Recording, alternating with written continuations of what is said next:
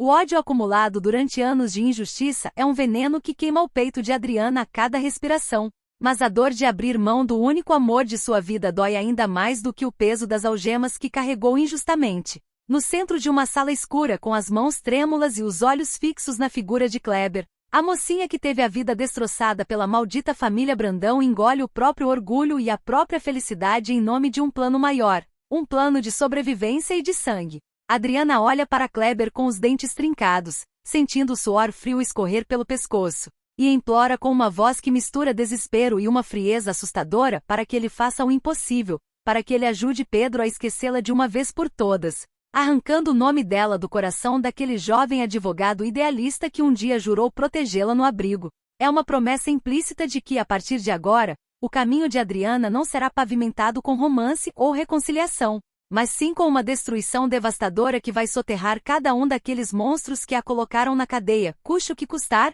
mesmo que isso signifique estraçalhar a alma de Pedro, o homem que se deixou envenenar pelas mentiras da própria família e se afastou dela quando o mundo desabou na fatídica noite de núpcias de Arthur Brandão. Nas próximas linhas, você vai testemunhar como essa renúncia dolorosa desencadeia uma sequência de barracos colossais, traições expostas e confrontos violentos que vão abalar as estruturas da alta sociedade e colocar os vilões mais gananciosos cara a cara com o início de suas próprias ruínas, em um jogo de interesse onde ninguém está a salvo e a baixaria atinge o seu nível mais cruel e insuportável. Adriana sabe perfeitamente que enquanto Pedro continuar alimentando qualquer esperança de olhar nos seus olhos e reviver o passado, ele será um alvo fácil, uma peça vulnerável no tabuleiro macabro montado por Pilar e Ulisses. E a dor de ver o homem que ela ama transformado em um joguete nas mãos dos assassinos de Arthur é uma humilhação que ela não vai tolerar. A cada palavra que sai da boca de Adriana, direcionada a Kleber, há um peso de morte.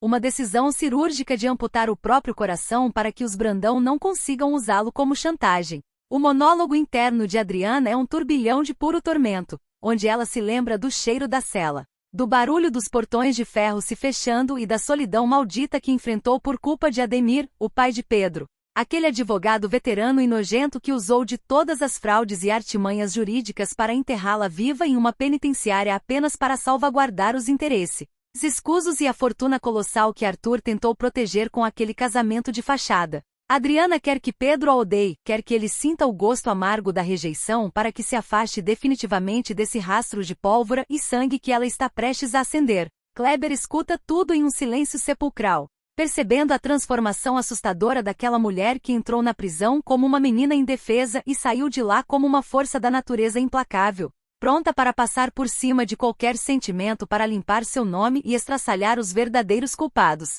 A reputação de Pedro, a carreira que ele tentou construir baseada em um idealismo cego, tudo isso vai virar pó se ele continuar cavando o passado e Adriana, em sua mente torturada, entende que afastar o ex-namorado é o único ato de misericórdia que ainda lhe resta antes de iniciar a carnificina jurídica e financeira contra seus algozes. Enquanto a mocinha se desfaz de suas últimas ilusões amorosas, a mansão dos Brandão se transforma em um verdadeiro ringue de vale-tudo, onde a fachada de família tradicional e aristocrática cai por terra diante da mais pura e deslavada baixaria motivada por dinheiro e poder. Silvana, com o sangue fervendo e os olhos saltados de fúria, invade o reduto de Pilar como uma leoa ferida, disposta a arrancar a máscara de cinismo da megera que ousou cruzar a linha sagrada da família ao exigir um exame de DNA para o pequeno Tiago. O clima na sala é de extrema hostilidade. O ar fica rarefeito e a tensão é tão palpável que parece que as paredes vão rachar a qualquer momento diante do confronto iminente entre as duas mulheres.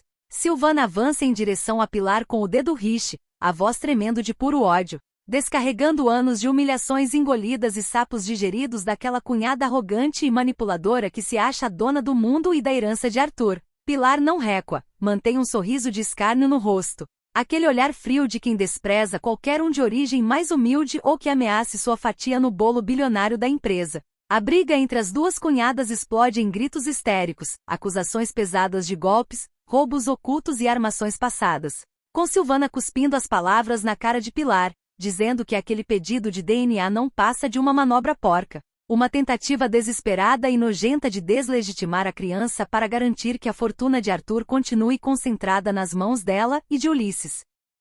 A mente de Pilar trabalha como uma máquina de calcular destruição, pensando em como vai usar aquele surto de Silvana para posar de vítima diante do restante da família, enquanto no fundo comemora o fato de ter atingido o ponto fraco da rival, ciente de que na guerra pelos bens do falecido empresário, a moralidade é a primeira coisa que se joga no lixo para dar lugar à sobrevivência financeira mais agressiva. Esse embate violento entre Silvana e Pilar promete rachar a família Brandão ao meio, isolando ainda mais a grande vilã da história e criando novas alianças perigosas nos bastidores, já que cada rasteira dada na sala de estar reverbera como um terremoto nos negócios e nas contas bancárias que sustentam o luxo de todos eles. O ódio mútuo que as duas alimentam é um espetáculo grotesco de ganância, onde os dentes trincados de Silvana e as unhas cravadas nas palmas das mãos de Pilar revelam que elas estão dispostas a se destruir mutuamente, arrastando o nome da família pela lama dos tabloides e destruindo qualquer resquício de dignidade que ainda restava naquela casa maldita.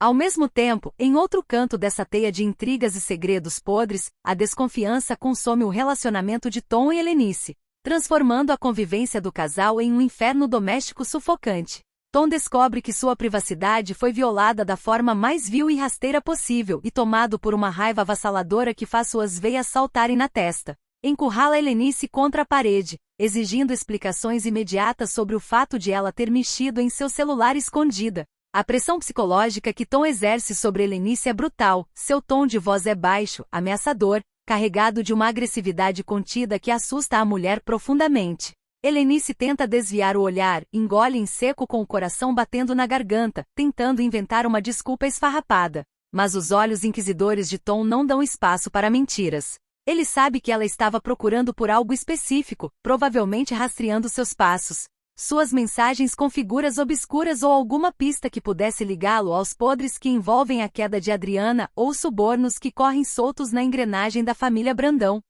Essa violação de confiança entre Tom e Helenice não é apenas uma briga boba de casal, mas sim uma rachadura perigosa que ameaça expor alianças secretas, pois um celular nas mãos erradas dentro desse universo de chantagens e traições, o equivalente a uma bomba relógio prestes a explodir a vida de dezenas de pessoas. O monólogo interno de Helenice é um desespero puro, o medo de ser descoberta, o pavor de que Tom perceba que ela sabe muito mais do que deveria sobre os esquemas de corrupção e os subornos que mantêm os poderosos longe da cadeia, enquanto Adriana apodrecia no chilindró. Se Tom descobrir até onde vai a bisbilhotice de Helenice, a vida dela estará arruinada. Sua segurança financeira desaparecerá e ela será descartada como lixo pelos mesmos monstros que hoje a bajulam. Enquanto o cerco se fecha na vida íntima desses personagens, o cenário jurídico e criminal sofre um golpe de mestre que deixa Ademir completamente desestabilizado e sem chão. O advogado veterano, acostumado a controlar todas as variáveis, a manipular juízes comprados e a fraudar processos com a frieza de um psicopata, sente o chão desaparecer sob seus pés ao dar de cara com André. A surpresa no rosto de Ademir é cômica se não fosse trágica, seus olhos se arregalam. A cor some de suas bochechas e um calafrio violento percorre sua espinha dorsal ao perceber que o passado que ele tanto tentou enterrar, apagar e subornar está vivo, respirando e parado bem na sua frente. O surgimento repentino de André é o pior pesadelo de Ademir transformado em carne e osso. Uma ameaça direta a todas as suas fraudes jurídicas que mantiveram Adriana presa e protegeram os Brandão da falência e da justiça real. Ademir começa a suar frio, tentando manter a pose de jurista intocável, mas por dentro seu cérebro trabalha desesperadamente em um plano de contenção de danos, calculando quanta fortuna terá que queimar para calar a boca de André ou se será necessário recorrer a métodos ainda mais definitivos e violentos para tirá-lo do caminho antes que suas falcatruas venham a público. A presença de André ali, naquele momento crítico em que Heitor, o filho desaparecido de Arthur, retornou das cinzas para virar o jogo ao lado de Adriana, é a prova cabal de que o império de mentiras construído por Ademir está prestes a desmoronar como um castelo de cartas em meio a um furacão de processos, denúncias e escândalos criminais. O desespero silencioso de Ademir contrasta com a violência verbal que explode nas ruas e nos cortiços onde a periferia tenta sobreviver à crueldade dos Brandão. Zene, uma criatura amarga e invejosa, movida pelo puro prazer de ver o sofrimento alheio, despeja todo o seu veneno e preconceito contra Adriana, humilhando a mocinha publicamente por sua condição de ex-presidiária e acusando-a de ser uma assassina fria que merecia mofar atrás das grades para sempre. Mas a maldade de Zeni encontra uma barreira intransponível na figura forte e corajosa de Nancy. Com os olhos fascando de indignação e uma coragem que brota do senso mais profundo de justiça, Nancy parte para cima de Zeni em defesa de Adriana, transformando o local em um verdadeiro cenário de guerra verbal e confusão generalizada. Nancy não tolera a injustiça e cospe cada palavra na cara de Zeni com uma fúria avassaladora, humilhando a agressora diante de todos, gritando que Adriana foi vítima de uma armação de tubarões grandes e que gentinha como Zeni só serve para lamber as botas dos ricos enquanto tripudia sobre os inocentes. O embate entre as duas mulheres é violento, com ameaças de agressão física, dedos apontados e uma gritaria que atrai a atenção de todos os moradores da região, mostrando que Adriana não está totalmente sozinha nessa guerra e que o povo humilde está pronto para sangrar por ela. Enquanto Zeni recua, espumando de raiva e prometendo vingança, Nancy abraça Adriana, que chora em silêncio, sentindo o peso esmagador de sua condicional e a humilhação de ter sua vida exposta dessa forma tão brutal. No entanto, longe dali, nos escritórios luxuosos onde o destino de todos é decidido com uma canetada ou uma transferência bancária secreta, Edivaldo observa cada um desses movimentos com o sorriso sádico de um abutre que espera o momento certo para atacar a carcaça. O chantageador sórdido guarda em suas mãos os documentos que provam a compra do juiz no caso de Adriana, o envolvimento direto de Ademir e a cumplicidade de Pilar no assassinato de Arthur Brandão. Ele sabe que a hora de dar o bote final está chegando e que a nova linhagem de parentes que surgiu do nada está pronta para dar uma rasteira financeira histórica e impiedosa em Pilar, esvaziando os cofres da vilã antes mesmo que a justiça consiga colocar as mãos nela. O clímax se aproxima de forma inevitável e violenta, com o destino de Adriana e Pedro selado por uma mentira que pode custar a vida de ambos. Será que a mocinha vai aguentar o sofrimento de ver Pedro nos braços de outra enquanto ela planeja a destruição de sua família? Ou a fúria de Silvana contra Pilar vai derramar sangue antes mesmo que a vingança de Adriana seja concretizada? O Império dos Brandão está ruindo de dentro para fora. E a próxima vítima dessa guerra sangrenta por poder e dinheiro pode ser qualquer um que ousar cruzar o caminho desses monstros gananciosos.